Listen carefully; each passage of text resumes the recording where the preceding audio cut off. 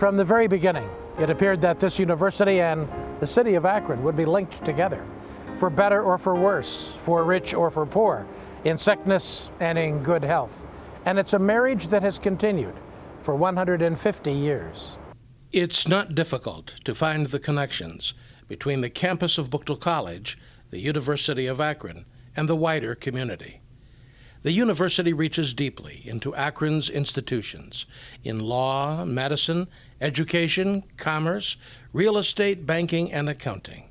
In 1960, a study revealed that graduates of the university were working as the chief executive officers of 65 different industrial concerns in the greater Akron area. Most of the teachers in the public schools of Summit County are University of Akron graduates. Graduates of the School of Law account for most members of the bar in Summit County.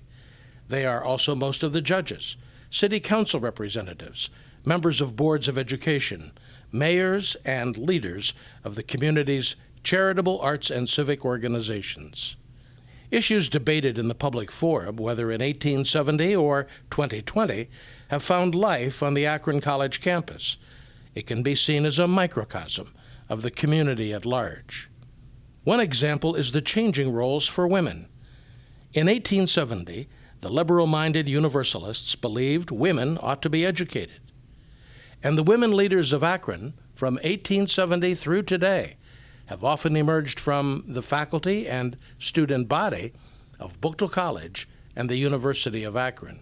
In the beginning, voluntary associations were the primary avenue for women in the Gilded Age to exercise influence and power. The importance of the college president's spouse was recognized when Sophie Knight McAllister, wife of Buchtel College's first president, took leadership roles in women's clubs and organizations. Buchtel College women were active in groups that provided aid to the poor, advocated temperance, and most importantly, lobbied fiercely for women's suffrage. Two founders of Akron's Women's Suffrage Association came from the Hilltop campus. Abby Schumacher, an 1885 graduate of Buchtel College, was the daughter-in-law of the serial king Ferdinand Schumacher. She was joined by an 1876 graduate, Mary Jewett. Together, they and other suffragettes gathered support from 1,000 Akron residents, men and women, to support an Ohio law allowing women the vote. The 19th Amendment to the U.S. Constitution was finally adopted in 1920, with college women leading the suffrage drive. In the 1890s, reform-minded women launched the day nursery movement in Akron to provide places where mothers working in Akron's factories could find safe care for their children. Among them was Carita McEbride, a member of the Buchtel College faculty. She was a woman leader who persuaded George Todd Perkins, president of B.F. Goodrich, to provide several houses which became centers for child care. By 1905, the Mary Day Nursery was providing 2 nurses who staffed a crippled children's ward. In 1910, Mary Day Nursery became Akron Children's Hospital. In 1916, it moved to its present location at Perkins Square.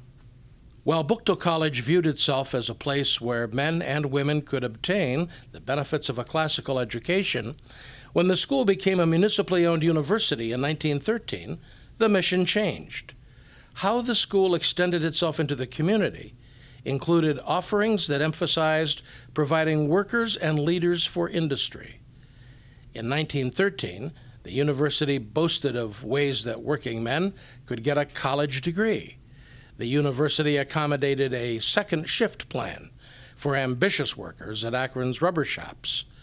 Employers would schedule the men from 4 p.m. to midnight, giving them the chance to take classes in the morning. A second alternative was the night college plan, where first shift workers could start their coursework after 5 o'clock each day.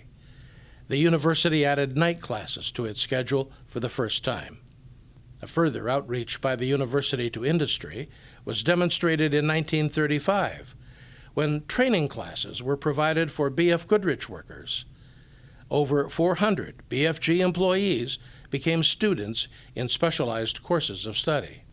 In other areas of public concern, the university has also provided leadership, although, like the larger community, it was slow to recognize the need for change. The civil rights of Akron's African American population was not an issue of concern for much of the university's early history. In its first 40 years, Buchtel College had one black student, A. P. Cook. Not until 1921 would Emmer Lancaster claim the role as the first African American to graduate from the University of Akron.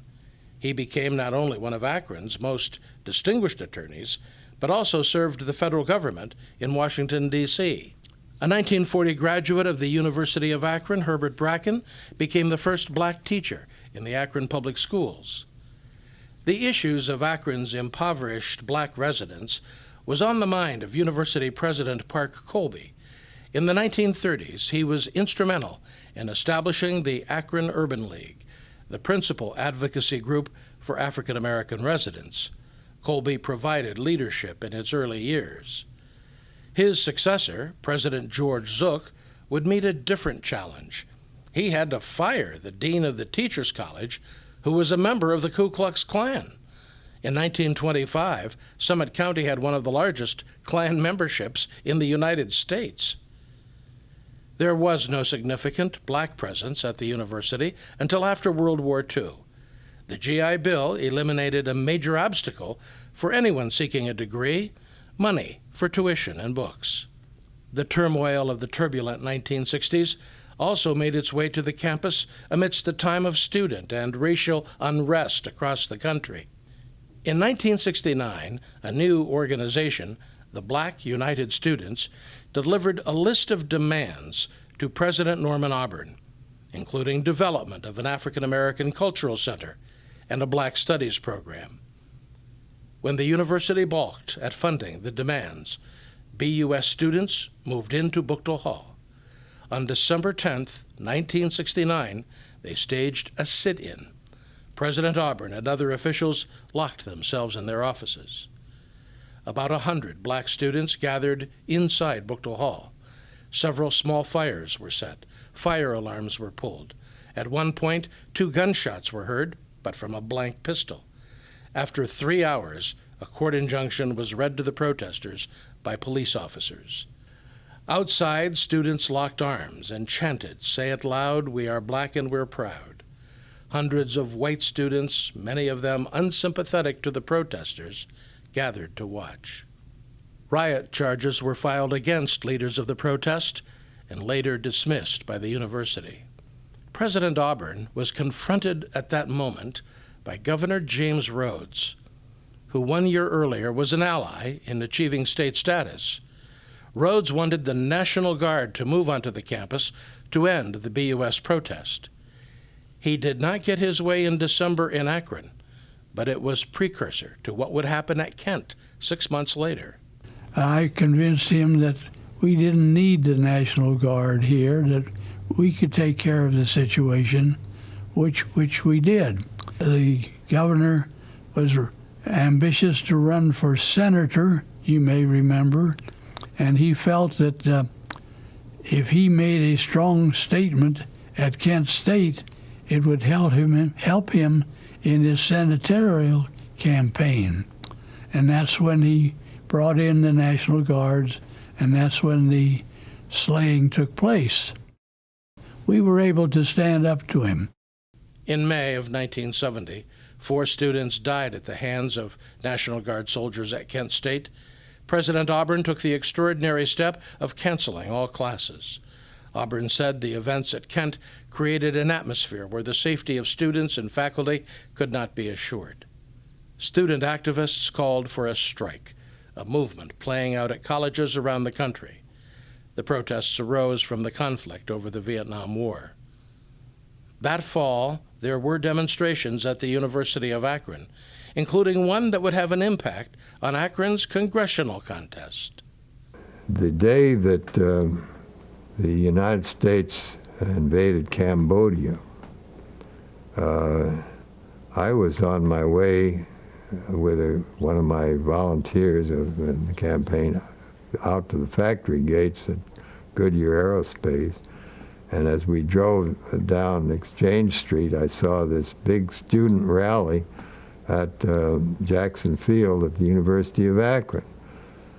And I said, "Is this a rally against the Cambodian thing?" And they said, "Yes." And someone recognized me and said, "Well, would you like to say a few words, Mr. Seiberling?" I said, "Yes, I would." And I made a speech saying, "You know, this is a democracy and we have a great opportunity here. There's an election, a primary in a few days. You don't have to take to the streets. You can go down and vote, and in the meantime, you can work for one of the candidates that shares your viewpoint." I got a big hand from the crowd, and I held up my fingers with the V for Victory salute, and someone took a picture of me with my hands in the air and a couple of long-haired students on each side. And that picture was printed in the Beacon, in the Book-to-Light, the college newspaper. And Congressman Ayers got a hold of that and started sending it all around saying, "Here's my opponent stirring up student unrest at the University of Akron." Over its history, Buchtel College and the University of Akron have provided forums for lectures and public discussions on a wide range of public issues. The university created the Institute for Civic Education in 1956. ICE programs included lectures, slideshows, the World at Our Door travel series, a community issues forum, and town and gown lectures by notable national public leaders. As an additional community benefit, the University of Akron pioneered summer sessions for teachers and technical education and evening college for adults. One example of a more direct connection between town and gown is the acquisition of the Akron Law School by the University of Akron in 1959. The Akron Law School was founded in 1921 and graduated dozens of men and women who would practice law locally. It was housed in a century-old building on East Market Street, above what today is the restaurant Crave. 50 years after that merger, the University of Akron School of Law had graduated over 7,000 men and women. Its alumni included C-suite executives of America's great companies, at least one congressman, a dozen members of state legislative assemblies, and scores of judges, including the Chief Justice of the Ohio Supreme Court, as well as 5 federal judges. The community college opened in 1964, and by 1968, there were 3,000 students in community and technical college courses. Unlike the program's counterparts around Ohio, Akron C&T students were fully integrated into the campus life of the university. The University of Akron opened its own College of Nursing in 1967. Talk of a new medical school for Northeast Ohio began in the 1950s. In 1962, Akron was recommended as the site for a new medical college. The city of Akron offered land for the buildings it would need, plus an investment of $1 million. But in Columbus, legislators representing other Northeast Ohio counties tried to divide the baby Solomon-like, 3 ways among the University of Akron, Kent State University, and Youngstown State University. The General Assembly eventually approved the consortium of university owners, denying Akron the role of being the home for a medical college. Today, the Northeast Ohio Medical University is located in Ritztown in Portage County, 16 inconvenient miles from the 3 Akron hospitals where a majority of hands-on training and teaching is done. The railroad tracks between downtown and the university were a physical barrier that may have been a psychological barrier as well. One couldn't travel between downtown and the hilltop without going over a bridge. In 1986, University President William Hughes saw the wisdom in a major development that would be called Span the Tracks. The plazas of E.J. Thomas Hall on the east and Morley Health Center on the west side were envisioned as being joined someday in the future. Elaborate plans for new buildings were created by architects hired jointly by the city and university, a $30 million investment in new structures, bridging town and gown once and for all. The project did not materialize. But President Muse did acquire the Art Deco building that was once the headquarters for Polsky's department store, along with its 1,200-car parking deck. Today, the University of Akron is not only adjacent to downtown, it is in downtown Akron, with hundreds of students and faculty coming and going every day. Across Broadway, where the Greyhound bus station once stood, is another example of the university's growth across the tracks, the College of Business Administration. The extension of the university across the tracks into downtown was called by city leaders at the time as the most important community development in 2 decades.